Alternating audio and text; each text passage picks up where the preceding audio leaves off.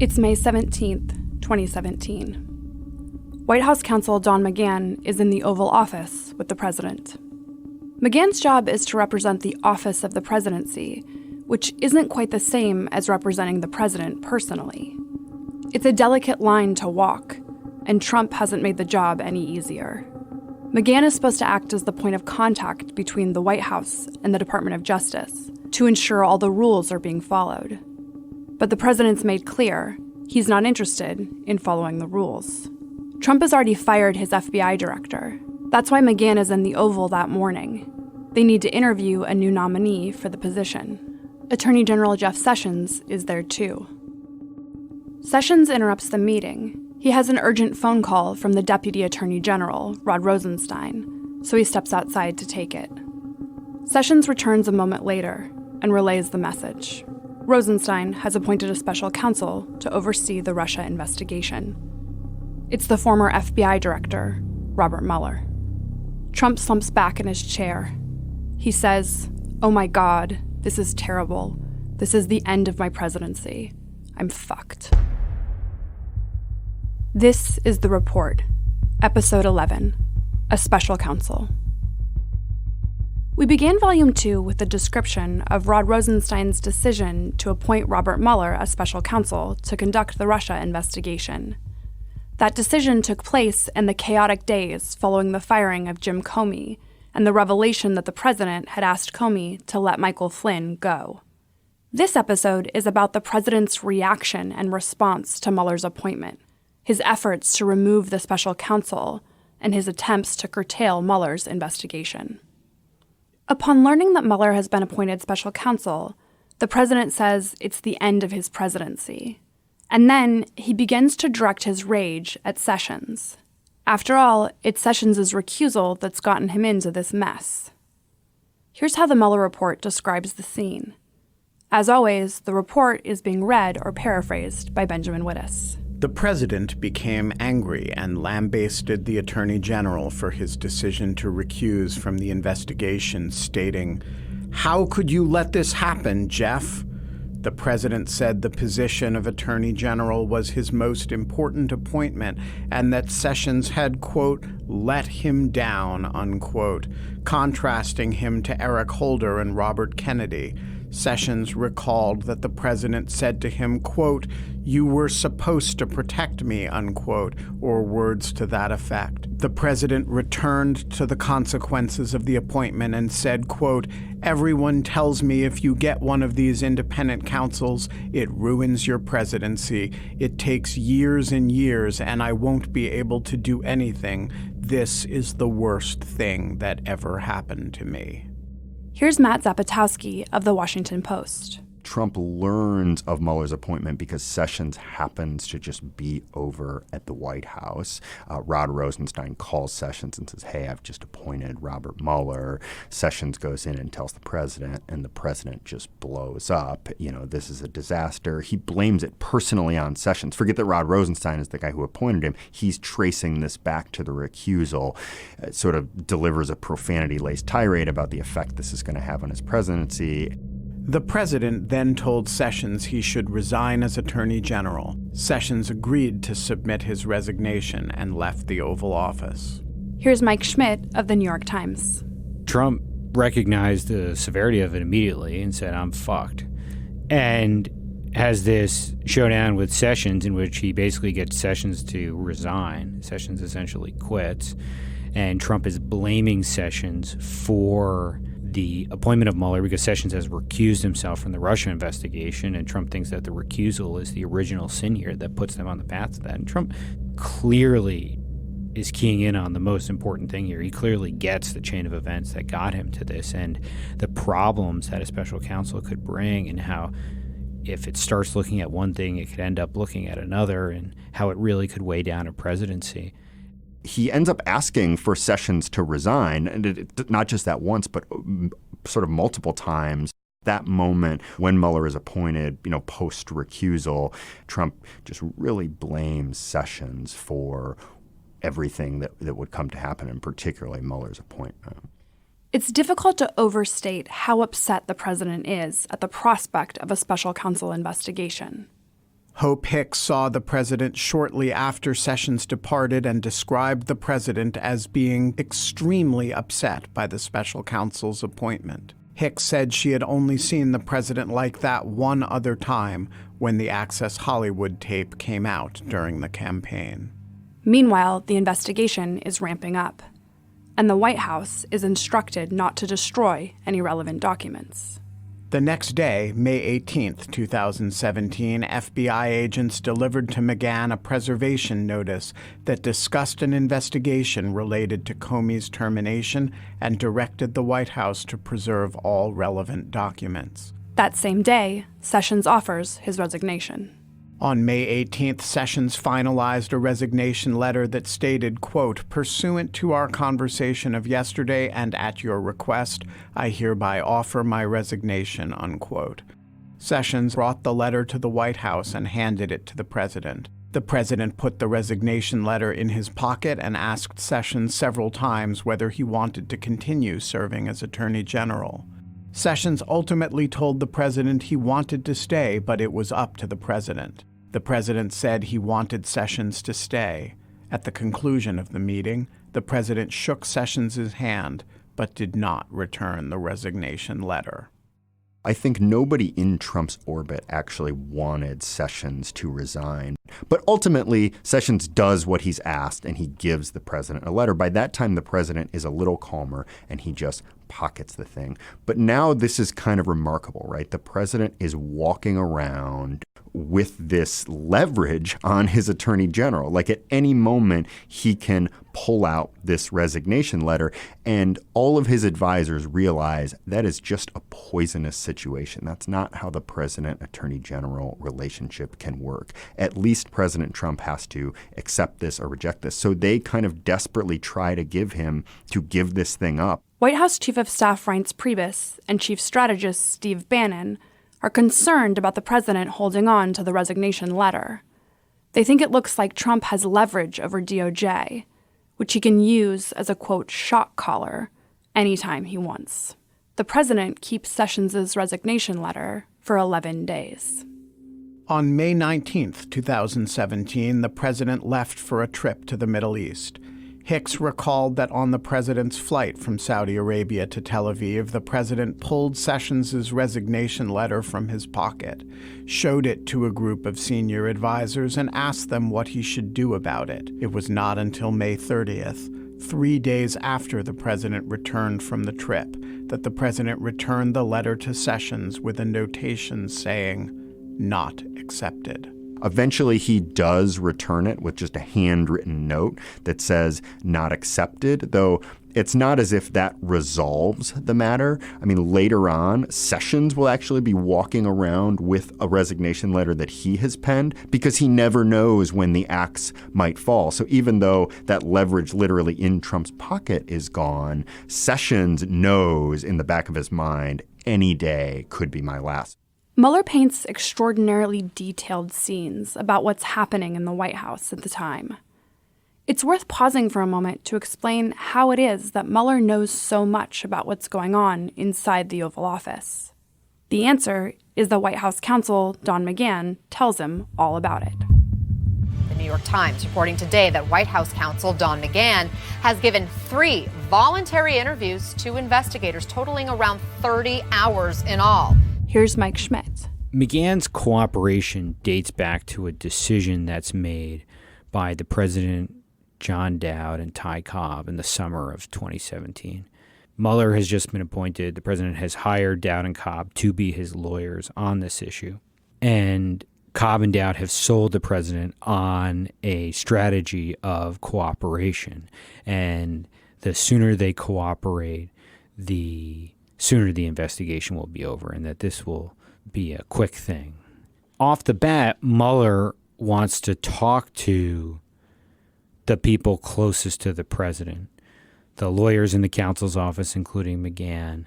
It was a highly unusual thing because most presidents have sort of fought to stop their lawyers from speaking with investigators. And right off the bat, you had Trump handing McGahn over. McGahn becomes suspicious. why are the president's personal lawyers encouraging him to talk so much with Mueller? McGahn is very skeptical of why they're doing this. Why is it that he's allowing him to speak with Mueller? Trump obviously knew all the different things that had gone on between them.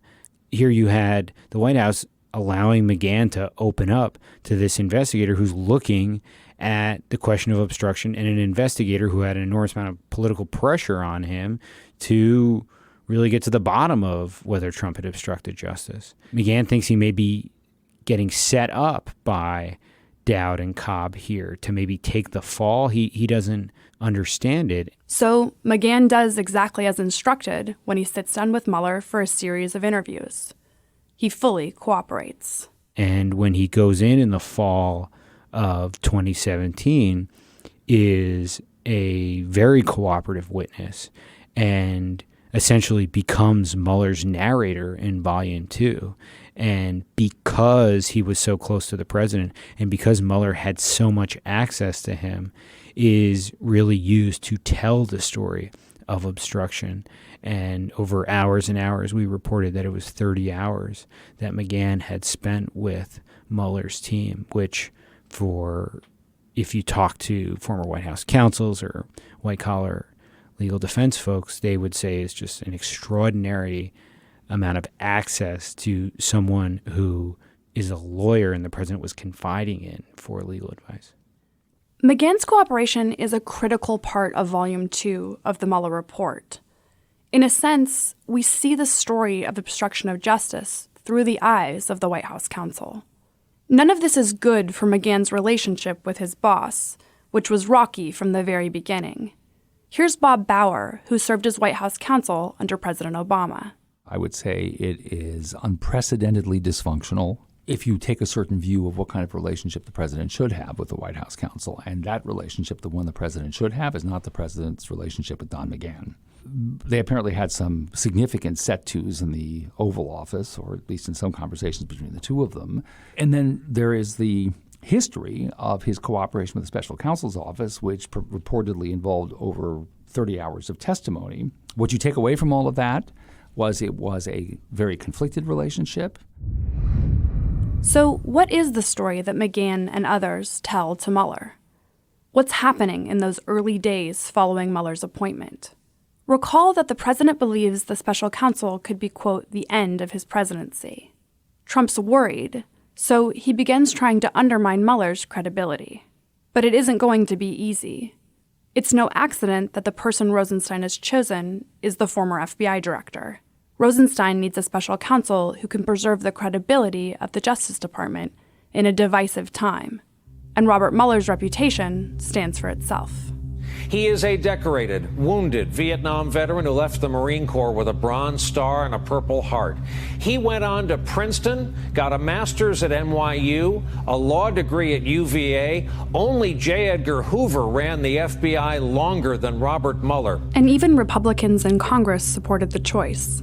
Here are Senators Ted Cruz and Patrick Toomey. I think appointing a special counsel was necessary, but if one was going to be appointed, I think Bob Mueller is an excellent choice. Well, my opinion of Bob Mueller is that he's terrific, completely unimpeachable in all respects and widely recognized as such by everybody.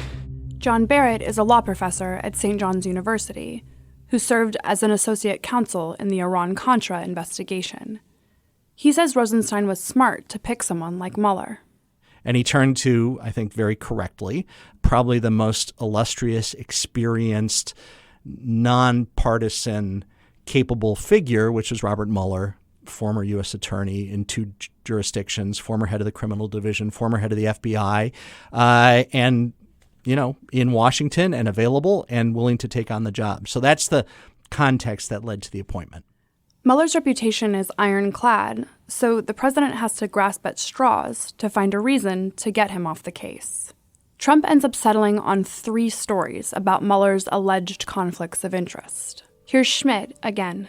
So Trump had 3 arguments for why Mueller could not oversee the investigation. The first was that he had had a dispute at his golf course many years earlier where Mueller had been a member and he had left the country club. There had been a question about whether he had gotten his initial money that he paid to join back. The second was that Mueller worked for Wilmer Hale before he became special counsel, and that was the same law firm that had represented Jared Kushner and Paul Manafort. And the third thing was that Mueller had, in Trump's eyes, or Trump would say, interviewed to be the FBI director the day before he was appointed. That was not true, that Mueller did not interview to be the FBI director, that he was there to meet with the president and provide some advice about how to fill and deal with that position. Trump's own advisors are telling him there's nothing to these conflicts. Bannon tells the president that trying to use the golf course dispute is, quote, ridiculous and petty. And the Justice Department formally clears Mueller of any conflicts of interest. On May 23, 2017, the Department of Justice announced that ethics officials had determined that the special counsel's prior law firm position did not bar his service, generating media reports that Mueller had been cleared to serve. But the president is undeterred. He's determined to find a pretext to justify firing Mueller, and he wants McGahn to push the issue too. McGahn recalled that around the same time the president complained about the asserted conflicts and prodded McGahn to reach out to Rosenstein about the issue. But McGahn isn't interested. McGahn told the president that he would not call Rosenstein and that he would suggest that the president not make such a call either. McGahn advised that the president could discuss the issue with his personal attorney, but it would look like still trying to meddle in the investigation, and knocking out Mueller would be another fact used to claim obstruction of justice. McGahn is warning the president that his attacks on Mueller could be perceived as constituting a crime. And McGahn knows that the president already has enough problems on his plate regarding obstruction. McGahn told the president that his biggest exposure was not his act of firing Comey, but his other contacts and calls and his ask regarding Flynn. There had been widespread reporting on the president's request for Comey's loyalty, which the president publicly denied. His request that Comey let Flynn go, which the president also denied, and the president's statement to the Russian foreign minister that the termination of Comey had relieved great pressure related to Russia. In the meantime, the Senate Intelligence Committee is investigating Russian interference in the 2016 election, and it wants to hear directly from Comey.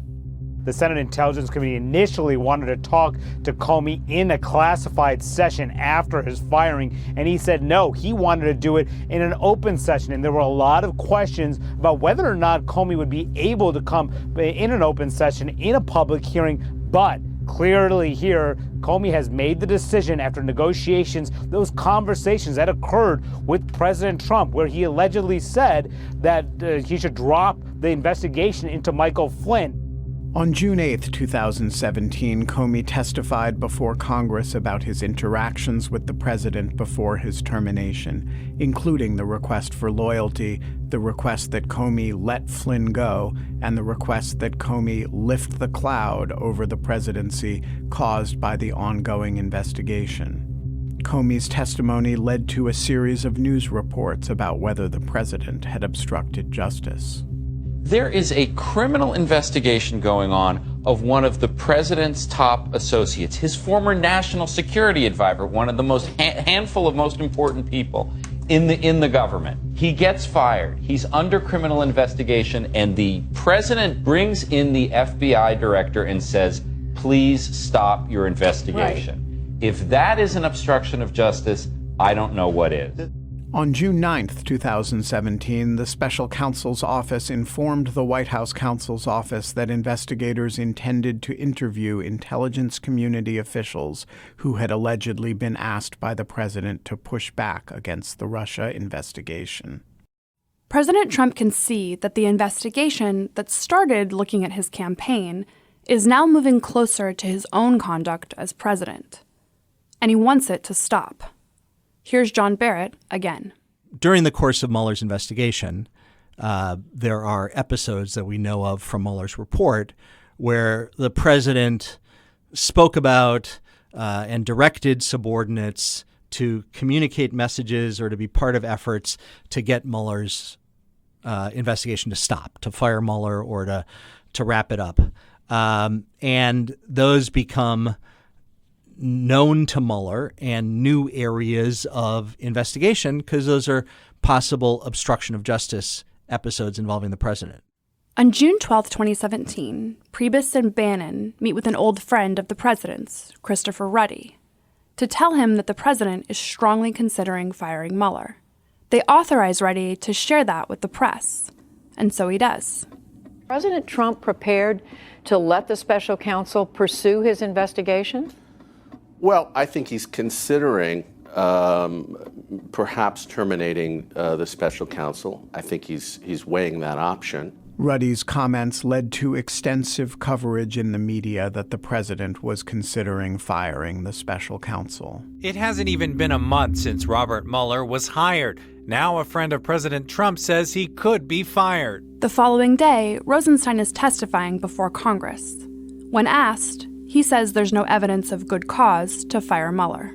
Many news outlets last night and this morning are reporting that President Trump is considering firing Special Counsel Robert Mueller. You are actually the one exercising hiring and firing authority. And at this point, have you seen any evidence of good cause for firing of Special Counsel Mueller? No, I have not. For the moment, Trump has no choice but to back down. He tells Deputy Press Secretary Sarah Sanders to say that while he has every right to fire Mueller, he doesn't plan to. I still believe he has the power to fire Special Counsel Robert Mueller. Does he believe that's within his power?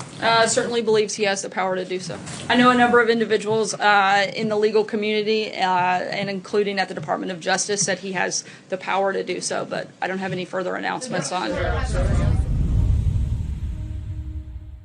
Trump's reprieve from going after Mueller doesn't last long. Remember how insistent Trump has been about not being under investigation. That isn't true anymore. The next day, June 14th, 2017, the Washington Post published an article stating that the special counsel was investigating whether the president had attempted to obstruct justice. They are first to report tonight that special counsel Robert Mueller is not just looking narrowly at the question of whether the Trump campaign was involved with the Russian attack on the presidential election last year. Robert Mueller, according to the Post, is also now investigating, as a related matter, whether the president himself has been involved in an effort to obstruct justice. The Post story stated that the special counsel was interviewing intelligence community leaders about what the president had asked them to do in response to Comey's testimony, that the inquiry into obstruction marked, quote, a major turning point in the investigation, and that while Trump had received private assurances from then FBI Director James B. Comey starting in January that he was not personally under investigation, officials say that changed shortly after Comey's firing. Late that evening, the president calls McGahn's cell phone to discuss the story. Trump now knows he's personally under investigation, and he's not happy. NBC has reported that after a report said special counsel Robert Mueller is examining whether the president attempted to obstruct justice, President Donald Trump tweeted on Thursday, "You are witnessing the single greatest witch hunt in American political history, led by some very bad and conflicted people." That day, the president issued a series of tweets acknowledging the existence of the obstruction investigation and criticizing it. He wrote, "They made up a phony collusion with the Russian story, found zero proof, so now they go for obstruction of justice on the phony story." And Crooked H destroyed phones with hammer, bleached emails, and had husband meet with AG days before she was cleared. And they talk about obstruction? The next day, June 16th, 2017, the president wrote additional tweets criticizing the investigation. After 7 months of investigations and committee hearings about my collusion with the Russians, nobody has been able to show any proof. Sad.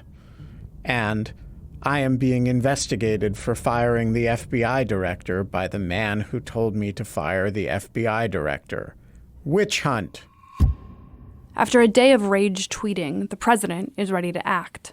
On Saturday, he calls McGahn twice at home and directs him to call Rosenstein and say that Mueller's conflicts of interest mean he cannot be special counsel. On Saturday, June 17, 2017, the president called McGahn and directed him to have the special counsel removed. McGahn was at home and the president was at Camp David. In interviews with this office, McGahn recalled that the president called him at home twice and on both occasions directed him to call Rosenstein and say that Mueller had conflicts that precluded him from serving as special counsel. He creates, for Mueller's report, very dramatic examples of the president trying to use McGahn, his White House counsel, to do the deeds that Trump wants on the investigation, particularly this June incident where Trump says to McGahn that he needs to call Rosenstein and tell him to get rid of Mueller. On the first call, McGahn recalled that the president said something like, "You gotta do this. You gotta call Rod." McGahn said he told the president that he would see what he could do. McGahn was perturbed by the call and did not intend to act on the request. He and other advisors believed that the asserted conflicts were silly and not real, and they had previously communicated that view to the president. McGahn also made clear to the president that the White House counsel's office should not be involved in any effort to press the issue of conflicts. McGahn won't do it. The president calls McGahn again, and this time he's more direct. The president wants Mueller gone. McGahn recalled that the president was more direct, saying something like, "Call Rod. Tell Rod that Mueller has conflicts and can't be the special counsel." McGahn recalled the president telling him, "Mueller has to go, and call me back when you do it." McGahn understood the president to be saying that the special counsel had to be removed by Rosenstein. To end the conversation with the president, McGahn left the president with the impression that McGahn would call Rosenstein. McGahn doesn't call Rosenstein. He decides he'd rather resign. He calls his personal lawyer and then tells his chief of staff, Annie Donaldson. Donaldson recalled that McGahn told her the president had called and demanded he contact the Department of Justice and that the president wanted him to do something that McGahn did not want to do.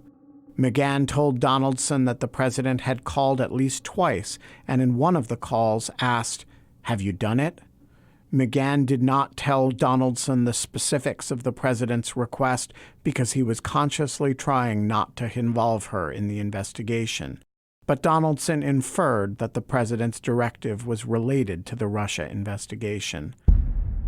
Here's Bob Bauer again.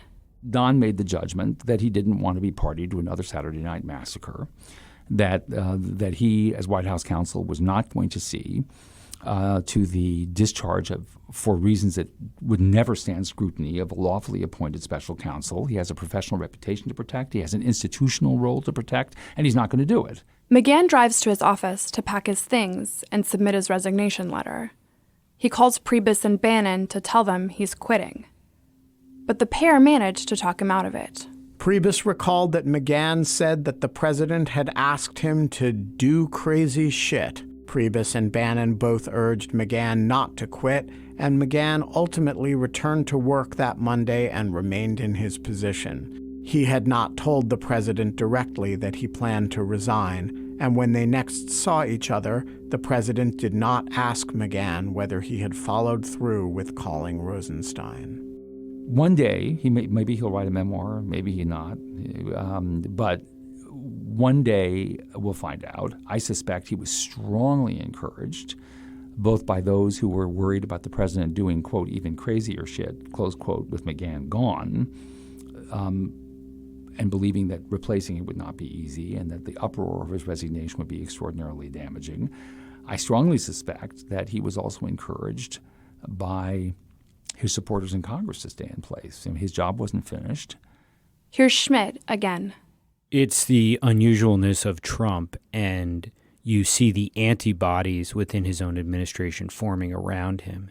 And in that case, you see McGahn learning how to contain the president and how by listening to him and saying that you may do things and then not doing them, you could slow walk him out of these things that would get him into trouble. It's sort of the education of Don McGahn's containment of the president that you see around the Mueller firing. McGahn, despite trying to quit and deciding he'll quit, ending up coming back to work on Monday and never really talking to Trump again about it until many, many months later. And it's a pattern you see not just on the Mueller investigation, but in many different aspects of the president's trade policy or stuff he wants to do at the border, that the folks around him learned how to stop him. When he said things that were outlandish and potentially illegal or certainly politically unsavory, they could put the brakes on it. Mueller evaluates all of this for obstruction of justice, and he returns again to those three elements: obstructive act, nexus to a proceeding, and a corrupt purpose. Is there an obstructive act?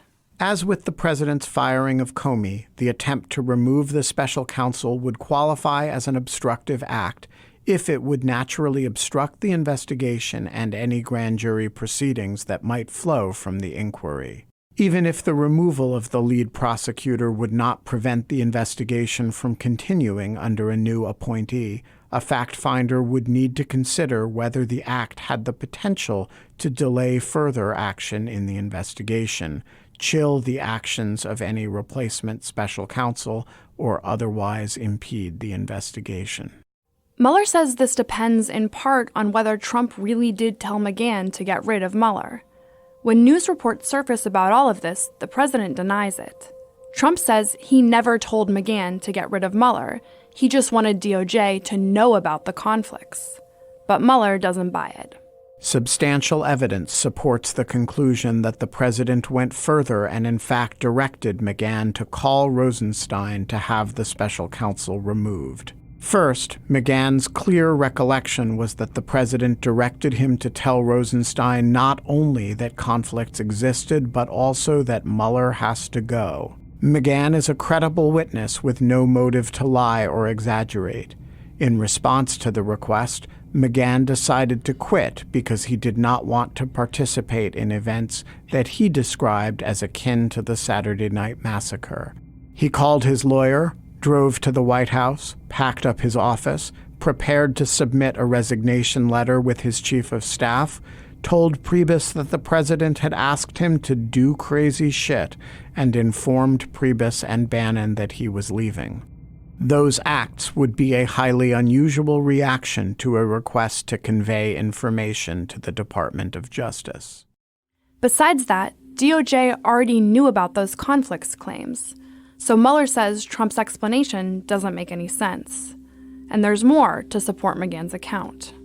The president's sense of urgency and repeated messages to McGahn to take immediate action on a weekend, "You gotta do this, you gotta call Rod," support McGahn's recollection that the president wanted the Department of Justice to take action to remove the special counsel. Had the president instead sought only to have the Department of Justice re-examine asserted conflicts to evaluate whether they posed an ethical bar, it would have been unnecessary to set the process in motion on a Saturday and to make repeated calls to McGahn. So Mueller concludes that it happened the way McGahn describes it, and that it's an act that could impede or impair the investigation. Nexus is easy. McGahn has already told Trump he's under investigation, and the president even tweeted, quote, "I'm being investigated for firing the FBI director by the man who told me to fire the FBI director." But what about intent? Does Trump have a corrupt purpose? Substantial evidence indicates that the president's attempts to remove the special counsel were linked to the special counsel's oversight of investigations that involved the president's conduct, and most immediately to reports that the president was being investigated for potential obstruction of justice. The evidence indicates that news of the obstruction investigation prompted the president to call McGahn and seek to have the special counsel removed. And Mueller says that the evidence suggests that Trump wasn't really motivated by concerns about conflicts either. By mid-June, the Department of Justice had already cleared the special counsel's service, and the president's advisors had told him that the claimed conflicts of interest were silly. The evidence accordingly indicates that news that an obstruction investigation had been opened is what led the president to call McGahn to have the special counsel terminated. There is also evidence that the president knew that he should not have made those calls to McGahn.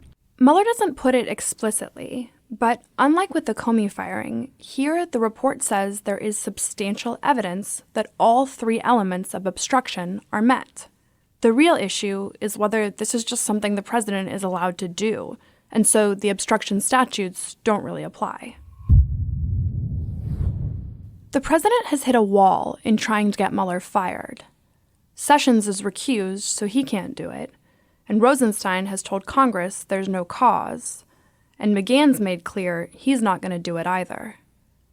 The president is stuck with Mueller, and so he begins to pursue a new tact, trying to limit the investigation itself. And if McGahn isn't going to play along, the president turns to someone he can trust, his former campaign manager, Corey Lewandowski. You know what I learned when I went on the campaign trail and when I left the campaign? People take liberties all the time and do things that aren't either told to the campaign manager or just think that it's in the best interests of either themselves or the campaign. That happens in every organization. Here's Matt Zapotowski. One of the most remarkable episodes in this report is this effort by President Trump to get Corey Lewandowski to deliver a message to Sessions. And the context here is this is after President Trump has tried a number of other ways, both to stop Sessions from recusing and getting him to unrecuse, talking to him directly, getting Don McGahn to deliver a message, just a lot of other efforts. When all that has failed, he turns to Corey Lewandowski and he essentially dictates a statement that he wants Corey Lewandowski to give to Sessions. And the upshot of that is you should, I guess, unrecuse yourself. You should go to Mueller and you should tell him he can investigate kind of interference in future elections, but he's done investigating me. I mean, the message doesn't say that in so many words, but that is the upshot. The president asked Lewandowski to deliver a message to Sessions and said, "Write this down." This was the first time the president had asked Lewandowski to take dictation, and Lewandowski wrote as fast as possible to make sure he captured the content correctly. The president directed that Sessions should give a speech, publicly announcing, "I know that I recused myself from certain things having to do with specific areas, but our POTUS is being treated very unfairly. He shouldn't have a special prosecutor/counsel because he hasn't done anything wrong. I was on the campaign with him for 9 months. There were no Russians involved with him. I know it for a fact because I was there. He didn't do anything wrong except he ran the greatest campaign in American history." The dictated message went on to state that Sessions would meet with the special counsel to limit his jurisdiction to future election interference. Now a group of people want to subvert the Constitution of the United States. I am going to meet with the special prosecutor to explain that this is very unfair and let the special prosecutor move forward with investigating election meddling for future elections so that nothing can happen in future elections. Here's Mike Schmidt.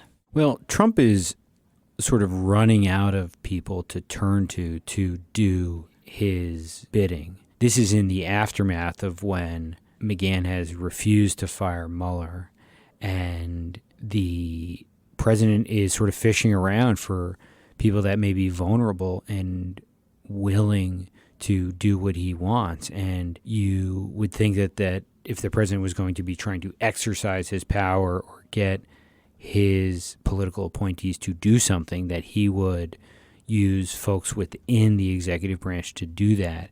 But in this case, he's using someone that had never worked for him in government, had never been even a part of his White House, to go out and to get a message to the Attorney General. And it's just a highly unusual way of the presidency operating. This isn't the last time the president meets with Lewandowski on the matter. In the days after that first meeting, bombshell stories are dropping in the media about Trump campaign contacts with Russia. The president's eldest son took that meeting at the height of the campaign after he was promised it would yield damaging information about Hillary Clinton, and it's thought to be a key part of the Mueller investigation. Trump summons Lewandowski back to the White House. On July 19, 2017, the president met again with Lewandowski alone in the Oval Office. The president raised his previous request and asked if Lewandowski had talked to Sessions. Lewandowski told the president that the message would be delivered soon. Lewandowski recalled that the president told him that if Sessions did not meet with him, Lewandowski should tell Sessions he was fired. But after the meeting, Lewandowski doesn't do what the president has asked.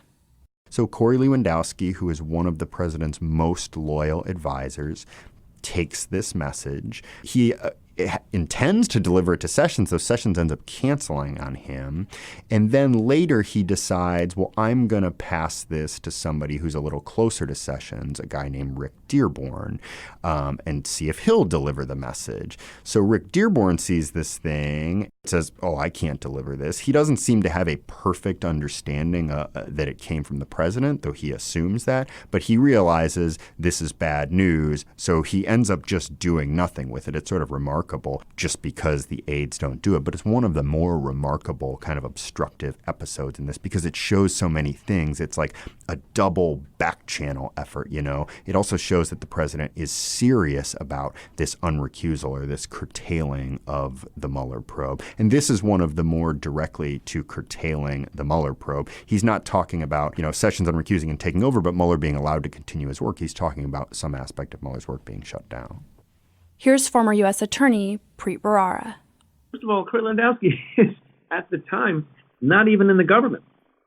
He has no business being involved, not just in governmental operations and in personnel decisions, and in an independent investigation that he was going to be trying to effect by having a conversation with Jeff Sessions. He has no business doing any of this. The fact that you're deciding to go to someone who you think is loyal, sort of as a campaign operative, to go and take a message to someone so you're not doing it yourself, right there I think is problematic and worrisome. And then the fact that this campaign operative, who by all accounts is pretty loyal to the President of the United States, even he decides, I ain't doing that, right, is kind of funny. And there's another person who's involved, another somebody who did work in the government, Rick Dearborn, and his basic response is, hell no, I ain't doing that either. All of which, by the way, is additional proof of how bad the president's conduct was. You have people who otherwise are, in fact, dead loyal to the president. Corey Lewandowski, he's a guy who helped Donald Trump get elected. And even he is saying, I'm not doing this. I don't know that there's a right way to shut down an investigation into your campaign, but there's a right way for the president to interact with the Justice Department. Typically, that would be through the White House Counsel's office and Don McGahn. But the president, it seems clear from the report, had become frustrated that McGahn wasn't doing what he wanted. He had tried way back when to have Don McGahn prevent Sessions from accusing. That just hadn't happened. So now he's got to kind of go outside of official channels to this guy who is like a campaign advisor, but who doesn't have an official White House role. It would be unusual even if he had Don McGahn do this, right? The act itself is unusual. But taking it outside of the White House, in the special counsel's mind, that could be an indication that he knew it was wrong. Pressuring Sessions in private and through intermediaries isn't enough. Trump decides to take his campaign public as well. Trump would relentlessly attack Sessions on Twitter, in public statements, in television interviews. As someone who covered the Justice Department, it just felt like every day there was some new round of attacks. Sometimes it would be about Sessions personally. Sometimes it would be about the investigations he wasn't pursuing. Sometimes it would be about the Mueller investigation and how his recusal had kind of let that wreak havoc on the functioning of government. It was just constant. Shortly after the Lewandowski meeting, President Trump gives an unplanned interview to the New York Times. Sessions gets the job. Right after he gets the job, he recuses himself. Was that a mistake? And he ups the ante on his criticism of Sessions. Well, Sessions should have never recused himself. One of the interviewers at the White House is Mike Schmidt. So my colleagues, Maggie Haberman and Peter Baker and I went in to see Trump in July of 2017. And this was in the midst of the president's furor over Sessions, and when he was trying to rein in Sessions and to get Sessions to do what he wanted on the investigation. And it's in that interview that Trump says on the record that he never would have made Sessions his attorney general if he knew he was going to recuse himself. And if he was going to recuse himself, he should have told me before he took the job, and I would have picked somebody else. He gave you no heads up at all in any sense? Zero. Okay. I think it's very unfair to the president. Knowing that there was an obstruction investigation at the time, it certainly was a wow sort of moment, because here was Trump sort of transparently laying out what he expected in his attorney general, that it was sort of more important for his attorney general to be loyal to him than to the guidelines of the department or the facts of an investigation. And the story created immense headlines for the president that created a huge problem for the White House, but the president didn't seem very bothered by it because he was so upset with Sessions. If you're the attorney general and you're interested in keeping your job, you could see where the president's statements may have some influence on you, where the president's basically saying that you should not have the job that you have because of something you did. And it puts Sessions in an even more vulnerable spot. We now know that there was so much kind of going on in the background with Trump trying to apply pressure to Sessions. And that was really the moment where it's like, we knew he would be upset over the recusal, but to just air it out publicly, it was amazing to see, wow, this relationship has deteriorated probably past the point of saving. It was especially remarkable because Sessions, in every other topic, was essentially going and dutifully implementing what the president wanted in sometimes controversial ways. He was the person who kind of signed on to the zero tolerance prosecution policy for those in the country illegally. A number of, walking back various civil rights endeavors at the Justice Department. All the things President Trump wanted, he was doing, but the recusal had so damaged their relationship that he was just willing to smoke him publicly. Trump calls Hope Hicks to say he's happy with the coverage of his interview criticizing Sessions. Mueller says Trump's intention is clear enough. The evidence could raise an inference that the president wanted Sessions to realize that his job might be on the line as he evaluated whether to comply with the president's direction that Sessions publicly announce that notwithstanding his recusal, he was going to confine the special counsel's investigation to future election interference. Another opportunity to get rid of Sessions pops up a few days later, and the president tries to take advantage of it. 3 days after the president's second meeting with Lewandowski on July 21, 2017, the Washington Post reported that U.S. intelligence intercepts showed that Sessions had discussed campaign-related matters with the Russian ambassador, contrary to what Sessions had said publicly. That evening, Priebus called Hunt to talk about whether Sessions might be fired or might resign. But Sessions isn't feeling as cooperative as he had back in May when he gave the president that first resignation letter. On July 22nd, he sends word through his chief of staff. If the president wants to get rid of Sessions, he has to fire him. The attorney general refuses to quit. The following morning, Trump takes to Twitter to go after Sessions. Early the following morning, July 22, 2017, the president tweeted, "A new intelligence leak from the Amazon Washington Post, this time against AG Jeff Sessions. These illegal leaks, like Comey's, must stop." Approximately 1 hour later, the president tweeted, "So many people are asking why isn't the AG or special counsel looking at the many Hillary Clinton or Comey crimes? 33,000 emails deleted?" Later that morning, Trump tells Priebus that he needs to get Sessions to resign immediately. But rather than call the attorney general, Priebus calls McGahn. Priebus believed that the president's desire to replace Sessions was Sessions' recusal from the Russia investigation. McGahn told Priebus not to follow the president's order and said they should consult their personal counsel with whom they had attorney-client privilege. McGahn and Priebus discussed the possibility that they would both have to resign rather than carry out the president's order to fire Sessions. Eventually, Priebus is able to convince the president that if he forces Sessions to resign, the deputy and associate attorneys general will follow. And he says the president will never be able to get anyone else confirmed. Trump relents, but he doesn't stop tweeting insults at Sessions. So why aren't the committees and investigators and, of course, our beleaguered AG looking into crooked Hillary's crimes and Russia relations? I want the Attorney General to be much tougher on the leaks from intelligence agencies, which are leaking like rarely have they ever leaked before at a very important level.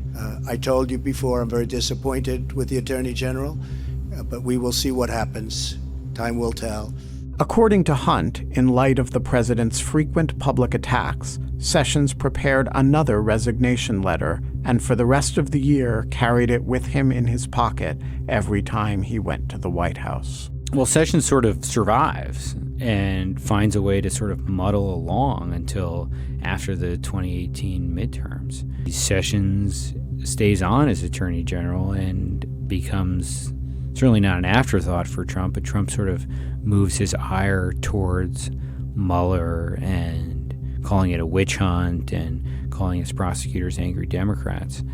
Mueller evaluates whether Trump's order that Lewandowski tell Sessions to limit the investigation is obstruction.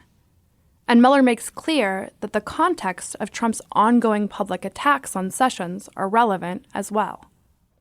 The president is doing all this out loud in front of everyone. And Bob Mueller in the report specifically addresses this. You know, if as a lot of commentators have said, if he had been doing many of these things behind closed doors, and some of the stuff related in the report is that, a lot of it isn't. But if he'd been doing all the stuff behind closed doors and was trying to hide it, I think the average person would be more likely to understand that it has a negative effect on the administration of justice, that it maybe is obstruction.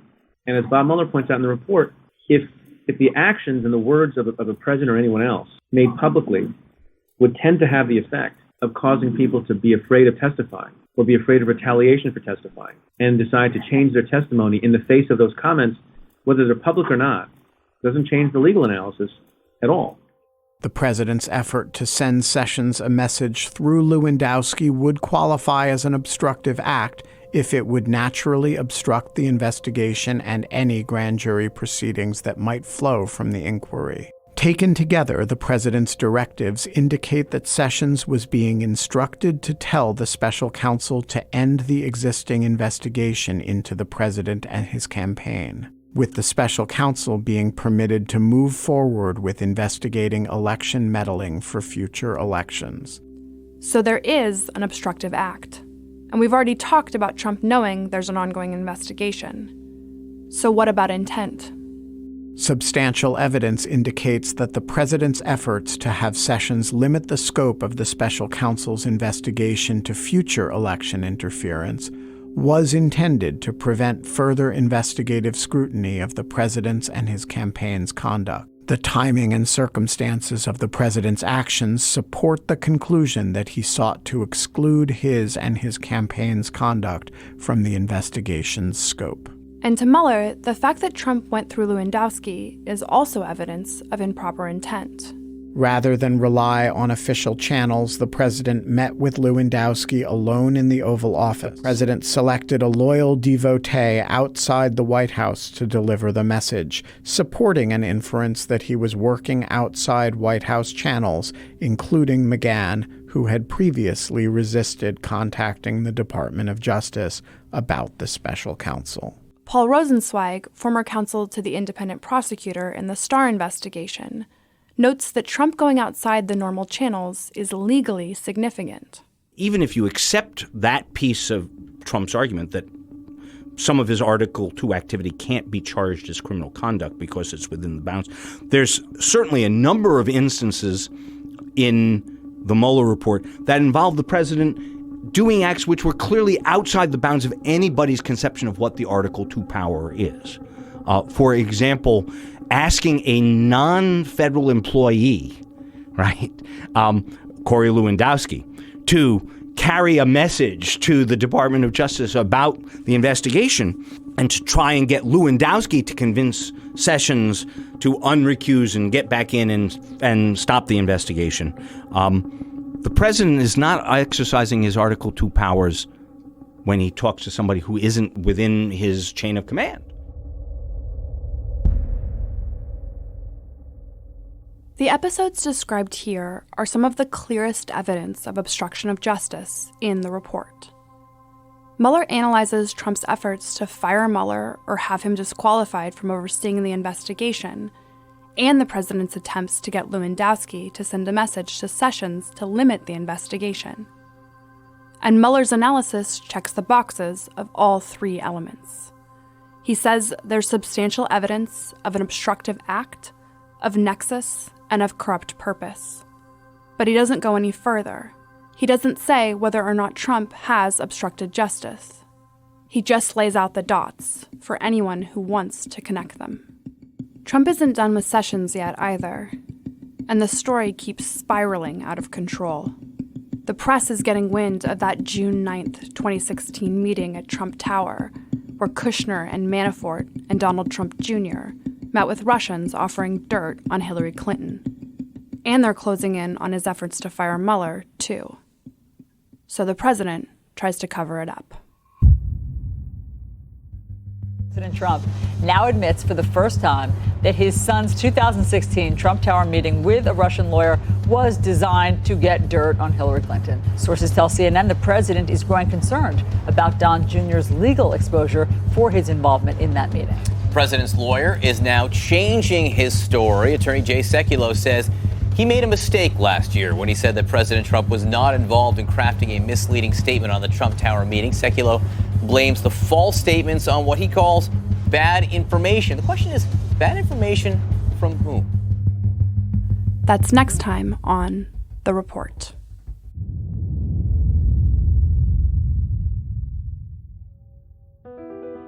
This podcast is made possible by the generous support of the William and Flora Hewlett Foundation and the Democracy Fund, and by listeners like you. To support this project, please go to lawfareblog.com. The Report is a production of Lawfare and Goat Rodeo in Washington, D.C. Ian Enright is the executive producer. Production assistance from Shar Dreyer. From the Lawfare team, the project is led by executive editor Susan Hennessy. Editor-in-chief is Benjamin Wittes. Interviews conducted by managing editor Quinta Jurecic. Recordings by Michaela Fogel and Jacob Schultz. Additional assistance by Margaret Taylor and Gordon All. Special thanks to Matt Zapatowski, Mike Schmidt, John Barrett, Bob Bauer, Preet Bharara, Paul Rosenzweig, and you, the listening audience. To support this show, please share this podcast wherever you can. And while you're at it, please subscribe and review this podcast on Apple Podcasts, Spotify, or wherever you listen. Our website, lawfareblog.com, is where you can learn more about Lawfare, read our work, and support our mission. Until next time. You're listening to Goat Rodeo. Keep an ear out for us.